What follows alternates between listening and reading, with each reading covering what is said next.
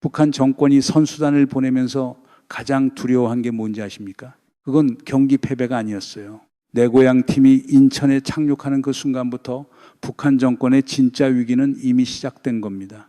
오늘 저는 캄보디아 북한 식당에서 4년을 일하다 탈북한 분의 증언을 통해 그 일주일 동안 선수단 안에서 실제로 무슨 일이 있었는지를 주류 언론에서 한 번도 깊이 다루지 않은 이야기를 세 층으로 파헤쳐 드리겠습니다. 표면에는 축구 경기가 있어요. 한층 아래에는 선수단이 받은 충격이 있어요. 그리고 가장 아래에는 북한 정권이 이걸 알면서도 보낼 수밖에 없었던 구조가 있습니다. 그리고 많은 분들이 궁금해 하셨을 아오지 탄광 얘기도 오늘 정리해 드립니다. 과연 이 선수들 돌아가서 어떻게 됐을까요? 이 질문은 영상 후반부까지 열어두겠습니다. 한 가지 먼저 말씀드리면 오늘 이 이야기는 반북 감정을 자극하려는 게 아닙니다. 이 선수들도 체제의 피해자예요. 20도 안 된 나이에 적진에 나가는 전사라는 정체성을 주입받고 한국 땅을 밟은 사람들입니다. 우리가 오늘 들여다봐야 할 건 그 선수들이 아니라 그 선수들을 그렇게 만든 구조예요. 그 구조가 얼마나 촘촘하게 작동하는지, 그리고 그 촘촘한 구조에 어떤 균열이 생기는지 오늘 그걸 보려는 겁니다. 김정은은 왜 보냈을까요? 이 질문부터 짚어야 합니다. 탈북민 김수아 씨는 단호하게 말했습니다. 이길 거 알고 보냈어요. 북한 여자 축구는 전통적으로 강합니다. U17 세계대회 우승 경험도 있고 이번 내 고향 클럽팀도 압도적으로 이길 거라는 계산이 서 있었던 거예요. 반면 남자 축구는 역사적으로 한국에 져왔습니다. 1960년대 월드컵에서 이탈리아를 꺾었던 기억 이후 2010년 남아공 월드컵에서도 북한 내부에서 생중계했다가 완패를 당한 경험이 있어요. 그 이후로 남자팀은 한국에 보내기가 부담스러운 거예요. 지면 쪽팔리거든요. 적대적 국가라고 선언해놓고 거기 가서 졌다는 소리는 못하는 겁니다. 여자는 이기니까 보낼 수 있고 남자는 질까봐 못 보내는 겁니다. 이 비대칭이 이번 방안의 출발점이에요. 그런데 보내고 나서 보도 방식이 더 흥미롭습니다. 이기고 나서도 이틀 뒤에야 보도를 했는데 노동신문 맨 아랫줄이었어요. 전쟁에서 승리를 가져왔다 여전사라고 써놨으면서 신문 맨 끝에 아무렇지도 않게 배치한 거죠. 크게 보도하면 한국이라는 존재가 크게 보입니다. 한국에서 경기를 했다는 사실이 부각되면 북한 주민들이 한국을 인식하게 되는 거예요. 그게 싫은 겁니다. 이겼지만 티내면 안 된다. 이 이중성이 오늘 이야기 전체의 구조입니다. 그런데 여기서 한 가지 놓치면 안 되는 게 있습니다. 수원FC가 같은 호텔에 있었다는 사실 아십니까? 경기 전에 같은 숙소를 썼다가 북한 축구연맹이 관계 측에 직접 요청을 해서 다른 호텔로 분리됐습니다. 이유는 딱 하나예요. 접촉이 두려운 겁니다. 단 하루라도 한국 선수들과 같은 공간에 있으면 엘리베이터에서 마주치고 식당에서 얼굴 보고 한국말이 다 통하는데 무슨 말이 오갈지 모른다는 거죠. 나이도 비슷하고 같은 축구 선수이고 언어도 같은데 그게 정권 입장에서는 미사일보다 위험한 겁니다. 그래서 물리적으로 불리한 거예요. 접촉 차단이 이 모든 관리의 첫 번째 원칙입니다. 그럼 이 선수들은 어떤 교육을 받고 왔을까요? 여기서부터가 핵심입니다. 김수아 씨가 캄보디아 북한 식당 파견 전에 받은 교육이 있어요. 원칙이 3가지였는데요. 첫째, 외부인과 접촉하지 마라. 둘째도 외부인과 접촉하지 마라. 셋째는 보고 들은 것을 누설하지 마라. 집에 돌아가서도 현장에서 동료한테도 얘기하지 말아라. 이게 전부입니다. 교육 내용을 정리하면 보지 마라, 듣지 마라, 말하지 마라. 이게 북한 해외 파견 매뉴얼의 실체예요. 그 3줄이 전부입니다. 그런데 그보다 더 깊은 게 있어요. 출발 전에 심어놓는 정체성이 있습니다. 너희는 지금 전쟁터에 나가는 전사야. 앞에 있는 남한 사람들은 전부 적이야. 아파도 쓰러지면 안 되고 힘들어도 얼굴에 티내면 안 되고 감정 표현 일절 금지. 김수아 씨는 실제로 북한 식당에서 몸이 너무 아파도 손님 앞에서 쓰러질 수 없었던 순간이 있었다고 했어요. 적 앞에서 무너지면 안 되니까요. 이게 선수단이 서울에 도착했을 때 표정이 왜 그렇게 굳어 있었는지를 설명해 줍니다. 감독도 선수도 코칭 스태프도 전부 같은 얼굴이었잖아요. 그건 개인 성격이 아닙니다. 교육받은 결과예요. 저렇게 하도록 훈련된 사람들인 거예요. 손자는 적진에 파견하는 첩자에게 가장 먼저 심어주는 게 적에 대한 공포라고 했습니다. 두려운 적 앞에서는 실수를 안 하거든요. 북한 정권이 정확히 그걸 하고 있는 겁니다. 그런데 이 교육이 현실 앞에서 얼마나 버티는지 김서아 씨가 직접 경험했어요. 캄보디아 파견 초기에 북한 식당에 들어오는 남한 손님들을 처음에는 진짜 적으로 봤대요. 언니들이 손님들과 허물없이 대화하는 걸 보고 저 언니들 다 북한에 보내서 생활총화 받아야 한다고 생각했을 정도였으니까요. 그 정도로 교육이 깊이 밝혀 있었던 거예요. 그런데 시간이 흐르면서 이상한 일이 생기기 시작했습니다. 적이라고 교육받은 그 남자들이 욕도 안 하고 술을 따를 때 감사 인사를 하고 여자한테 말도 함부로 안 하는 거예요. 배려하는 거예요. 북한에서 간부들이 어떻게 하냐면 직급 좀 있다 하면 욕을 달고 삽니다. 청년동맹 비서 정도면 그냥 일상적으로 욕설이 기본 언어예요. 여자한테는 특히 심하고요. 그게 당연한 문화인데 눈앞에서 적이라는 사람들이 정반대로 행동하는 걸 보니까 머릿속에서 뭔가가 흔들리기 시작한 겁니다. 가식이라고 생각했냐고 물었더니 아니라고 했어요. 이 사람들은 뭘까? 궁금해졌다는 거예요. 그 순간이 세뇌가 무너지는 첫 번째 균열입니다. 총도 맑고 말도 막을 수 있는데 눈앞에서 계속 반복되는 현실은 막을 수 없거든요. 거기서 더 나아가 커튼 침차를 타고 북한 대사관 가는 길에 창문 살짝 내다봤는데 캄보디아 사람들이 의자에 앉아서 쌀국수 먹고 그냥 빈둥빈둥 누워있는 걸 봤대요. 그 순간 딱 꽂히는 생각이 있었는데 나도 저렇게 살고 싶다는 거였습니다. 캄보디아잖아요. 지금도 경제가 좋지 않은 나라인데 그 사람들이 부러웠던 거예요. 자유롭게 앉아서 밥을 먹고 있으니까요. 갈 곳을 선택하고 앉을 곳을 선택하고 먹을 걸 선택하는 그 장면이 부러웠던 겁니다. 이게 왜 중요하냐면 세뇌가 얼마나 촘촘해도 현실을 직접 눈으로 보는 순간 균열이 시작된다는 걸 보여주기 때문입니다. 캄보디아도 그런데 한국에 온 선수들이 본 건 차원이 달랐어요. 문제는 여기서부터입니다. 이번 내 고향 선수단이 인천에 도착했을 때 어떤 충격을 받았을지 김서아 씨가 단계별로 재구성해 줬어요. 착륙하는 순간부터 시작됩니다. 창밖으로 보지 말라고 해도 눈에 들어오거든요. 비행기가 많은 거예요. 북한 순안공항은 비행기가 없습니다. 리모델링을 했다지만 비교 자체가 안 돼요. 그런데 인천공항 활주로에 비행기가 줄지어 있으니 첫 번째 충격이 오는 겁니다. 착륙하면서 내려다보면 아파트가 보여요. 한국은 압도적으로 아파트가 많잖아요. 평양에도 아파트가 있지만 그 밀도와 규모가 다릅니다. 착륙하면서 내려다보는 그 광경만으로도 이미 다른 세계인 거예요. 공항 안에 들어오면 터미널 통로가 엄청나게 길어요. 그 길을 걸어 나오는 것 자체가 경험입니다. 나와서 차를 타고 가면 도로에 차가 넘칩니다. 한국이 이 정도로 차가 많은 줄은 몰랐던 거예요. 북한 내부 방송에서는 한국에는 거지가 많고 팻마울 걸고 다니는 사람이 많다고 했거든요. 그게 사실인 줄 알고 있다가 와보니까 아닌 겁니다. 여러분 한번 생각해 보세요.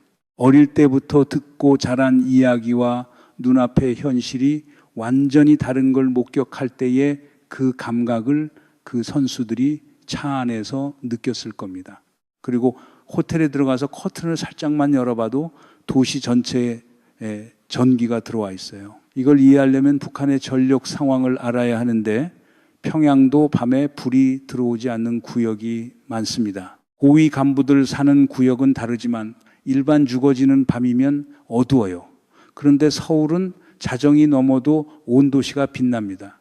보지 말라고 해도 보이는 거예요. 커튼 살짝 젖히는 것 자체를 막을 수는 없으니까요. 해외 경험이 많은 선수들이라서 별로 안 놀랐겠지 생각하시는 분들이 계실 텐데 그게 아니에요.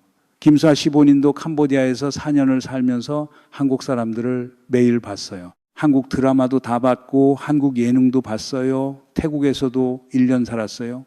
그런데 실제로 한국에 와서 충격을 받았다고 했습니다. 한국이 이 정도로 잘 사는 줄은 몰랐어요. 와 보니까. 간접적으로 아무리 알아도 직접 경험과는 다른 겁니다. 이 선수들은 그보다 훨씬 더 적게 알고 왔어요. 잠깐 해외 경기 나갔다 들어간 게 전부였을 테니까요. 그 충격은 더 컸을 거예요. 그리고 여기서 한 가지 더 짚어야 할 게 있습니다. 이 선수들이 받은 충격을 가늠하는 데 도움이 되는 비교가 있어요. 중국에서 오래 살다가 탈북한 분들과 북한에서 바로 한국으로 넘어온 분들은 한국을 처음 봤을 때 반응이 다릅니다. 중국 경유자들은 이미 자본주의 시장 경제가 뭔지 어느 정도 봤기 때문에 한국에 왔을 때 충격이 상대적으로 작아요. 반면 북한에서 바로 온 분들은 충격이 훨씬 크다고 해요. 왜냐하면 그 사이에 아무것도 없었던 거니까요. 북한의 현실에서 곧바로 서울로 오는 거잖아요. 이번 내 고향 선수단은 후자에 가까운 경우입니다. 해외 경기를 잠깐 나간 경험이 있다 해도 그건 엄격하게 통제된 공간 안에서의 경험이었어요. 서울처럼 자유롭게 돌아다닐 수 있는 공간을 경험한 건 아니거든요. 그 차이가 핵심입니다. 경기장 안에서 있었던 일도 전해 들었는데 이건 어디서도 보기 어려운 얘기예요. 북한 관계 측 응원석 안에 보위원들이 섞여 있었대요. 한두 명이 아니라 여러 명이었고 경기 중에 선수가 실수하면 현장에서 큰 소리로 욕설을 해댔다고 합니다. 우리 측 관계자분이 그 옆에 있다가 너무 신기해서 몰래 영상을 찍었다고 했어요. 북한 측 응원석이 저렇게 반응하는 걸 본 적이 없었으니까요. 우리 쪽은 아무리 경기가 안 풀려도 관계자석에서 저런 식으로 욕하면서 소리치진 않잖아요. 응원과 감시가 동시에 진행되는 공간인 거예요. 선수들 입장에서는 잘 해야 한다는 압박이 경기에서 오는 게 아니라 옆에 앉아있는 그 사람들에게서도 오는 거예요. 박쥐는 어떤 새도 아니고 어떤 짐승도 아니라고 했습니다. 저 선수들이 그 응원석 안에서 정확히 그런 상황이 있었던 거예요. 응원인지 감시인지 구분이 안 되는 공간에 일주일을 있었던 겁니다. 탈북민들 사이에서도 응원이 갈렸어요. 김서아 씨는 태극기를 온라인으로 10개 사다가 머리에 꽂고 가방에도 꽂고 경기장에 갔는데 비가 오고 바람이 불어서 들어갈 때쯤 3개 남았대요. 그런데 막상 들어갔더니 주변에 북한을 응원하는 사람이 너무 많아서 정체성 혼란이 왔다고 했어요. 내가 지금 여기 북한 응원단이 왔나 싶을 정도였다고 했습니다. 결국 자리를 옮겨서 우리 팀 응원석으로 이동했다고 했어요. 탈북민들도 갈렸습니다. 그래도 내 고향 팀이잖아 라는 분들이 있는가 하면 이건 김정은이 좋은 거지 선수단이 좋은 게 아니다 라는 분들도 있었어요. 어느 쪽이 맞냐의 문제가 아니라 이 복잡한 감정이 실제로 존재했다는 게 중요합니다. 그리고 그 복잡함이 이 사안의 진짜 무게를 보여주는 거예요. 경기 자체를 보면서도 흥미로운 관찰이 있었어요. 김서아 씨 말로는 북한 여자 축구가 기술적으로 정교한 편은 아니라고 했어요. 패스 연결의 기술보다는 오로지 체력과 투쟁심으로 밀어붙이는 스타일이라는 거예요. 악으로 하는 축구라는 표현을 썼습니다. 거칠게 밀치고 몸으로 부딪히면서 가는 방식이에요. 그런데 그게 왜 강하냐면 비 오는 날에 특히 강합니다. 이번 경기도 비가 왔잖아요. 진흙탕에서 구르고 자란 체력, 아파도 쓰러지면 안 된다는 교육, 몸이 힘들어도 얼굴에 표정 내지 말라는 훈련, 이게 비 오는 잔디 위에서 그대로 나오는 거예요. 기술 축구가 아니라 투쟁 축구입니다. 그게 특정 조건에서는 이기는 방식이 되는 거고요. 북한 여자 축구가 강한 건 이유가 있었던 겁니다. 그리고 그 장면을 보면서 김서아 씨가 또 한 가지 생각을 했대요. 저렇게 축구도 무식하게 하는 건 북한밖에 없겠다 싶었는데 그 나라에서 내가 자랐구나라는 감개가 새로웠다고 했어요. 그게 단순한 체육평가가 아니었던 거예요. 내가 살아온 곳의 방식을 타인의 시선으로 보게 되는 순간이었던 거죠. 그럼 선수들은 돌아가서 어떻게 됐을까요? 아우지 탄광 얘기부터 정리하겠습니다. 안 가요? 이유는 간단합니다. 엘리트 체육 선수를 키우는데 얼마나 오랜 시간과 자원이 들어가는데 한 번 경기를 진 것도 아니고 이기고 왔는데 탄광에 보냅니까? 다음 대회에서도 이겨야 하니까 지금 필요한 거예요. 생활 총화 몇 차례, 사상 교육 한 달, 그게 전부입니다. 선수들도 그걸 알기 때문에 돌아가도 비교적 안전하다는 것도 알고 있어요. 불안해하실 필요 없습니다. 그런데 그 한 달 교육이 핵심이에요. 자본주의 세계에서 접촉한 것들을 물 빼는 과정이라고 표현했는데 4년, 5년 해외에 있다가 평양에 돌아와도 한 달이면 리셋이 된다는 거예요. 이게 진짜 놀라운 부분입니다. 4년 동안 쌓은 경험과 감각이 한 달 만에 씻겨 내려간다는 게, 그러나 씻겨 내려가는 게 아니라 겉으로만 씻겨 내려가는 거예요. 머릿속에서는 그리운데 그 감정을 표현할 수가 없어요. 길거리 나가면 잡히니까, 말을 꺼내는 순간이 위험이니까 그냥 혼자 묻는 거예요. 김소아 씨도 평양으로 돌아가서 엄마한테 캄보디아 얘기를 꺼냈는데 엄마가 정신병자 보듯 쳐다봤대요. 4년 동안 쌓인 얘기를 꺼내도 경험하지 않은 사람한테는 그냥 뜬소리가 되는 겁니다. 알아듣지를 못하는 거예요. 결국 내가 알고 있는 것들은 나 혼자 평생 묻어야겠구나라고 생각했다고 했습니다. 이번 선수단도 똑같이 그렇게 됩니다. 말을 못하고 그냥 스쳐 지나가는 기억이 되는 것. 그럼 이게 끝인 걸까요? 북한은 리셋을 아주 잘합니다. 그런데 눈은 못 리셋해요. 여기서 한 가지 더 얘기해 드려야 할 게 있어요. 세뇌의 메커니즘을 좀 더 정확하게 이해하면 왜 리셋이 그렇게 빠르게 되는지 알 수 있어요. 북한 사람들이 외부 세계를 접촉하지 못하도록 하는 장치가 정보 차단만 있는 게 아닙니다. 귀환한 뒤에 환경 자체가 리셋 장치입니다. 평양에 돌아오면 주변 사람들이 모두 같은 언어를 쓰고 있어요. 같은 현실 안에 살고 있어요. 자신이 경험한 것과 전혀 다른 얘기를 하는 사람이 주변에 아무도 없는 거예요. 그 환경 안에서 자신의 경험을 내놓으면 정신병자 취급을 받거나 신고당하는 겁니다. 그러니까 말을 안 하게 되고 말을 안 하면 생각도 점점 흐려지고 결국 그 기억은 자신만의 것으로 봉인되는 거예요.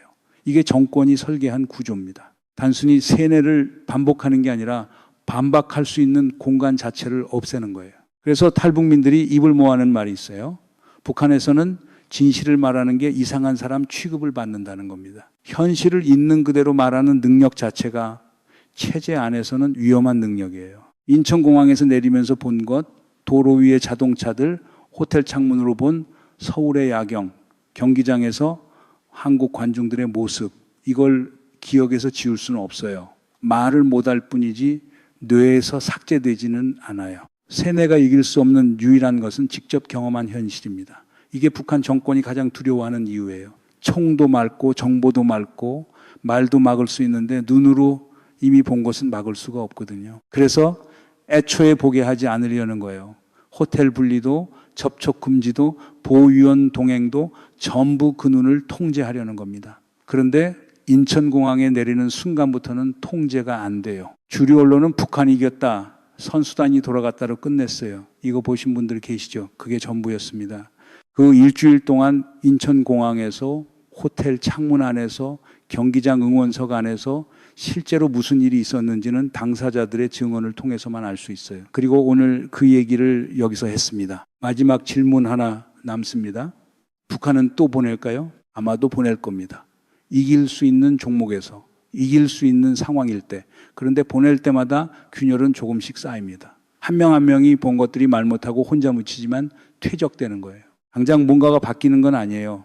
수면 위에 보이는 건 축구 경기 하나지만 그 아래에서는 그 경험들이 계속 쌓이고 있습니다. 북한 정권이 이 선수단을 통제하는 방식을 보면 사실 아이러니가 있어요. 이기기 위해 보냈고 이겼어요. 그런데 이기려면 강한 선수가 필요하고 강한 선수를 만들려면 훈련이 필요하고 그 훈련을 인정받으려면 국제대회에 내보내야 해요. 내보내면 세상을 보게 되는 거예요. 홍제의 논리와 성과의 논리가 정면으로 충돌하는 지점입니다. 이길수록 더 많이 내보내야 하고 내보낼수록 균열이 쌓이는 구조예요. 북한 정권이 이 딜레마에서 자유로울 수 없는 이유가 바로 여기에 있습니다. 그리고 이 얘기 지상파 뉴스에서 다룬 적 있으세요? 북한이 이겼다, 선수들이 귀환했다, 거기서 끝이었습니다. 이 구조를 짚는 보도는 없었어요. 당사자 증언 없이는 들여다볼 수 없는 이야기이기도 하고요. 북한 정권이 가장 두려워하는 건 미사일도 아니고 제재도 아닙니다. 선수단이 인천공항에서 내리는 그 순간이에요. 그리고 그 두려움을 알면서도 이기기 위해서 보낼 수밖에 없는 구조가 지금의 북한입니다. 이게 이번 방안이 단순한 스포츠 행사가 아닌 이유예요. 오늘 이야기 어떻게 보셨나요? 탈북민 분들의 증언이 단순한 사담이 아니라 북한 체제의 내구성과 균열 가능성을 가장 정직하게 보여주는 1차 자료라는 점, 이걸 기억하시면 좋겠습니다. 채널에서 계속 이 이야기들을 이어가겠습니다.